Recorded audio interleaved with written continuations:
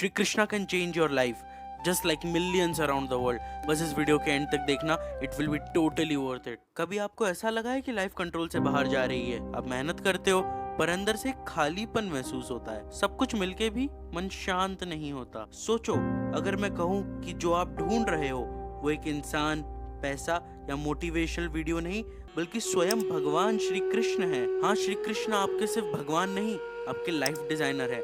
लेकिन जब तक आप उन्हें सब सरेंडर नहीं करते, तब तक सब कुछ अधूरा लगता रहेगा। इस वीडियो के एंड तक मैं आपको एक गीता का ऐसा प्रिंसिपल बताऊंगा जो अगर आपने 7 डेज तक लगातार फॉलो किया तो आपकी लाइफ 180 डिग्री मुड़ जाएगी। आजकल के यंगस्टर्स कंफ्यूज्ड हैं, गोल्स बहुत है पर मन अशांत है। हम स्क्रॉल करते हैं, हंसते हैं, पर अंदर से खालीपन महसूस होता है। क्यों? क्योंकि हमने अपने हैप्पीनेस के मेन सोर्स भगवान श्री कृष्ण को भुला दिया है। इस भौतिक जगत में देहधारी आत्माएं मेरे साक्षात अंश हैं, किंतु प्रकृति से बंधे होकर वे मन सहित 6 इंद्रियों से संघर्ष कर रहे हैं। हम सब भगवान श्री कृष्ण के अंश हैं, पर माया के जंगल में खो गए हैं। जैसे समुद्र से अलग एक बूंद छोटी, बेचैन, सूखने लगी है। हम सोचते हैं अगर मुझे पैसा मिल गया, फेम मिल गया, रिलेशनशिप मिल गया तो मैं खुश हो जाऊंगा।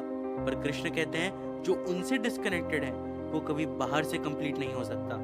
यही माया है। सोचो जरा, जब तक हम कृष्ण से नहीं जुड़ते तब तक हम अपने ही मन के दास बने रहते हैं, कभी डिजायर्स, कभी मूड्स के, कभी ओवरथिंकिंग के। लेकिन अच्छी बात यह है, भगवान श्री कृष्ण ने स्वयं इसका एक उपाय दिया है। भगवान भगवत गीता के अध्याय 9 के 22वें श्लोक में कहते हैं कि जो व्यक्ति उनका ध्यान करता है वे उन्हें वो सब कुछ प्रदान करते हैं जो उनके पास उसकी कमी है, और वो उसकी रक्षा करते हैं जो हमारे पास पहले से है। सोचो, जब आप भगवान श्री कृष्ण को याद करते हो तो वो खुद आपकी लाइफ हैंडल करने लगते हैं। लेकिन कृष्ण आपकी सिचुएशन नहीं बदलते, वो आपकी कॉन्शियसनेस बदलते हैं। अर्जुन को ही देख लो, कुरुक्षेत्र में सबसे बड़ा योद्धा कंफ्यूज्ड, एंग्शियस, स्कैर्ड था, थक गया था, डिसीजन नहीं ले पा रहा था, बिल्कुल हमारे जैसे। पर गीता के एंड तक वही अर्जुन डिटरमाइंड, केयरफ्री और फियरलेस हो जाता है। बैटलफील्ड वही था पर अर्जुन बदल गया। यही है भगवत गीता का सार। भगवान कृष्ण प्रॉब्लम्स नहीं हटाते, वो आपके अंदर की कमजोरी को हटा देते हैं। जब आप उन्हें याद करने लगते हो, जाप, गीता पढ़ना या सिर्फ उनके नाम का ध्यान करना, तो धीरे धीरे मन की धूल साफ होने लगती है और भगवान श्री कृष्ण आपको अंदर से गाइड करते हैं। जब आप उनके साथ चलना शुरू करते हो तो हर हार्ट ब्रेक, हर रिजेक्शन, हर फेलियर एक डिवाइन रीडायरेक्शन बन जाता है, और तब समझ आता है कि कृष्ण आपको टेस्ट नहीं, ट्रेन कर रहे थे। अब सवाल ये है, कृष्ण को लाइफ में लाए कैसे? चलिए 3 सीधे स्टेप्स में समझते हैं। सभी प्रकार के धर्मों को त्याग दो और केवल मेरी शरण में आ जाओ। मैं तुम्हें सभी पापों से मुक्त कर दूंगा, डरो मत। यहाँ शरण का मतलब कमजोर बनना नहीं, इसका मतलब है अपने रिजल्ट्स को भगवान श्री कृष्ण के हाथ में दे देना। अपना कर्म करो लेकिन फल की चिंता मत करो। एक मनुष्य को भगवान श्री कृष्ण का स्मरण करके अपना कर्म करना चाहिए। यही वो कर्म है जो मुक्ति की ओर ले बढ़ता है। भगवान ने ये नहीं कहा कि सब कुछ छोड़ दो, उन्होंने कहा अपने कर्म में मुझे शामिल कर दो। श्री कृष्ण को याद रखने का और पाने का एक ही मार्ग है, जो है उनका नाम, उनके विग्रह रूप की सेवा और उनकी कथा सुनना। But by far the best thing is नाम जाप। बहुत बड़े बड़े साधु और महात्मा नाम जाप को कलयुग का बेस्ट इलाज कहते हैं। जब नाम जप शुरू करता है तो उपासक जैसे सूर्य भगवान उदय होते हैं, धीरे धीरे अंधकार नष्ट होता चला जाता है, अंतर की कुठरी भी प्रकाशित हो जाती है।